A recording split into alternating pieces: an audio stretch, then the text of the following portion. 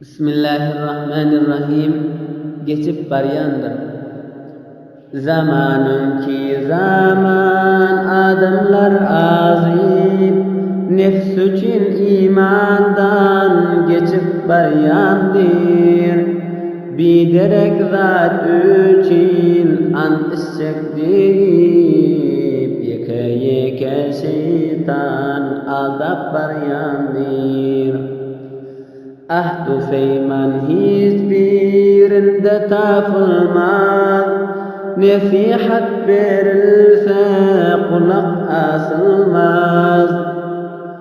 Pir ocağın denep indi yatılmaz, barisi körlige urup baryandir.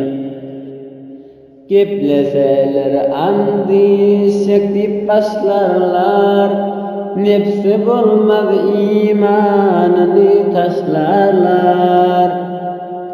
Yerse de yer aldar hadek haşlarlar, barisi şeytana karşı baryandir. Valla billahi meksu uçyan yali, yaş olinin yaş kiçinin götürülüp fani. Nefsi ara düşse bulurlar deli, namusun nefsine satıp baryandir. Oğlundan kızından kavi görer yeri, ayırmaz kineni munun her biri.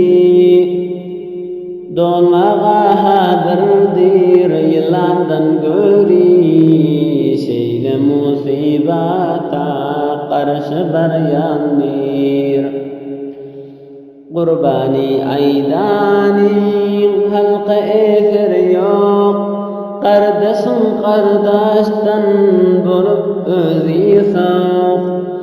Kurbani aydanin halka eser yok, kardeşin kardeşten bulup özü sok. Kurbani aydanin halka eser yok, kardeşin kardeşten bulup özü sok. Kardeşin kardeşten bulup özü sok. Ve minallahi tevfik.